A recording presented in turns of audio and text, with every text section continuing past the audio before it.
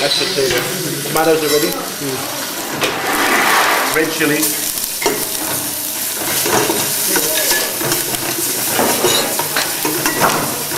Okay, add the tomatoes. Okay. Oh yes. Now you can look after that. That's our tomatoes, which we're going to cook down. When the tomatoes are fully cooked, we add our nice roasted spice masala to the tomatoes and fold it into the cooked rice.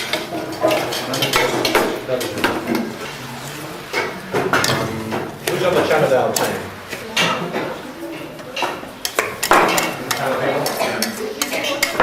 Yeah, no, throw it away. Take it, leave it here. Just take out water until you can't see any more water. Please.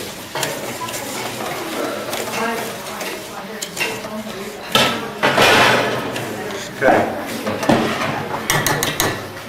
Thank you. Water, almost boiling enough.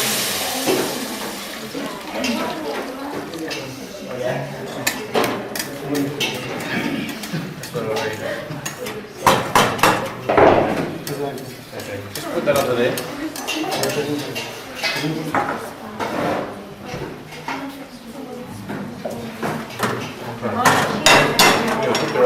At approximately so that extra little bit of salt is there, so the really like it in cooking, and glue is the most appropriate for that. So quite a simple combination of spices. Just fenugreek, aspartame, cumin, salt, coriander powder and cayenne. Fenugreek's the only overcook your fenugreek, lest the whole dish become bitter. So this requires a bit of care. And one of the most important things about this dish is it needs a lid. So I'm just wondering if there's a lid that's going to fit on this wok. Anyone suggest? Now, we want to make sure that this fenugreek does not burn, so we're going to have some water on hand. The pumpkin is actually cooked in a decent amount of water, and the water is added just at the point when the fenugreek is cooked, so that it extinguishes the heat of the fenugreek. So for the start, look very, very closely, watch the fenugreek, and when it gets to the right stage, sprinkle in the aspartame and the water.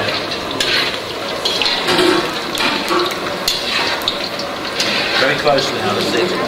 Okay. Water.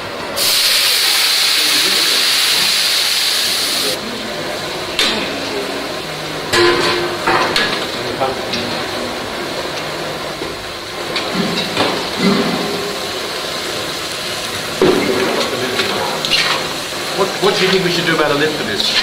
Can we try this one? I think if the handles are going to get in the way. Will they go in? We'll do each one into how about that? Air bubbles.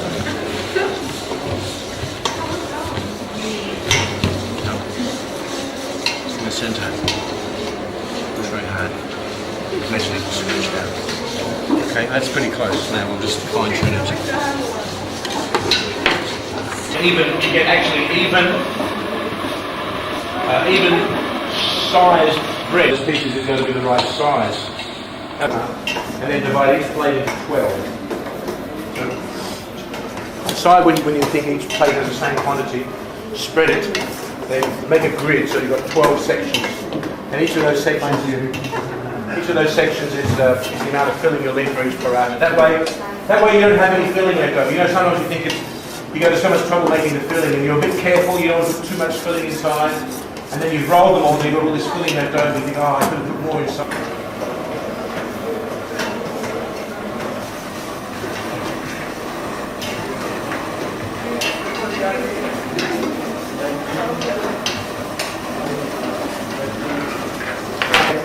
Pumpkins have a lot of water inside. The idea is we've got to catch it just in time. We don't want those pumpkins melting away. These ones really do melt. Pretty close, okay. Put the lid on, turn the flame down. Sorry. Okay, there's the rice.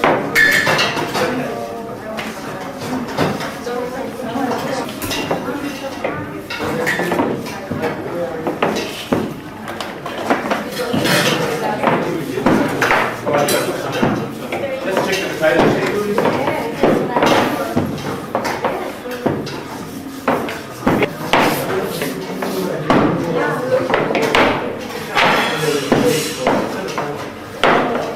Our chana dal is done. And then we're going to fry a bit later. So we're going to fry the dal now. Leave it open so I don't want to. This is the roasted dal and spice base. Through the other bench, and we'll start making it right. We'll probably put 4 on the top, so that it'll take a fraction of the time.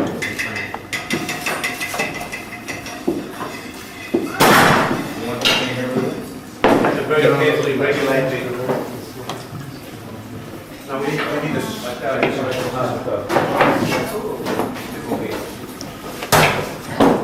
who wants to take responsibility for these prizes? And just regulate the heat. Thank you. That's great. Regulate the heat so that it's not too hot, not too cold. Make sure there's enough heat on there. You can be reasonably good.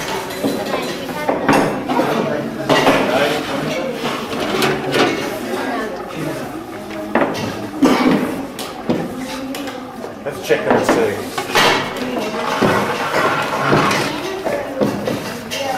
They're done, I think. Where's the okay. Can you get me two of these? Here.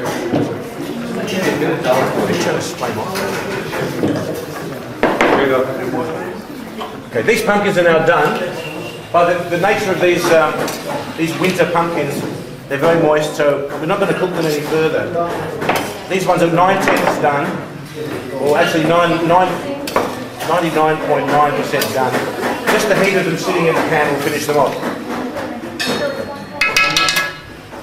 So finally, fresh coriander, nice juicy lemon juice without pips,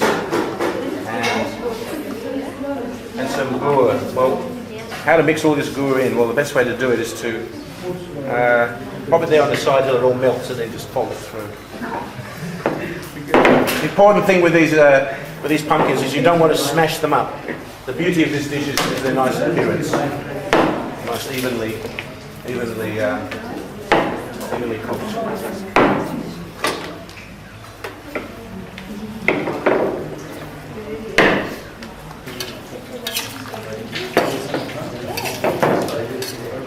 So I'm going to do something very unorthodox now. I'm going to mix a bit of cornstarch paste into this because it's just like a soup. Can we have a packet of stir it as you pour it in, otherwise you get lumpy bits. There, that's thickening up that juice.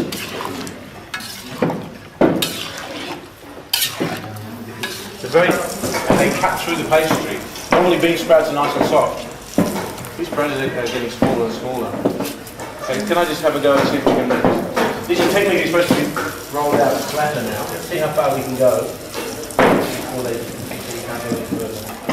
It's very important that you roll them now until you can't roll them any further before you put them on the hot plate.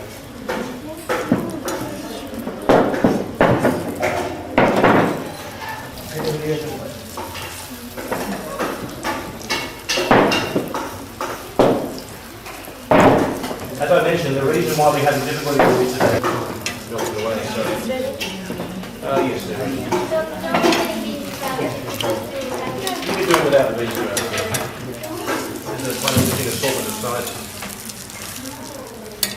That's too dodgy, that one.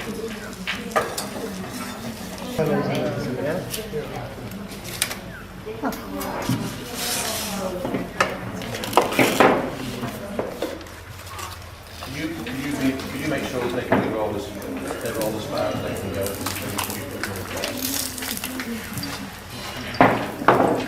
And you can cook them slow as you can, I think, because we've got plenty of time. That's too high. Because we have to cook right through all that pastry. Low and long time in the low is low heat.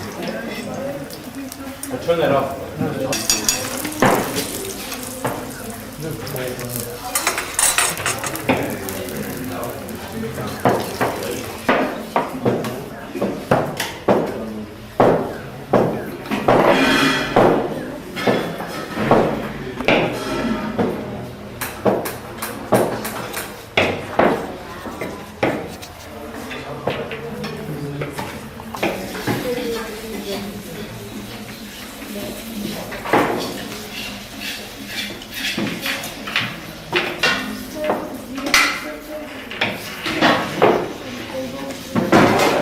As you can go, it's great.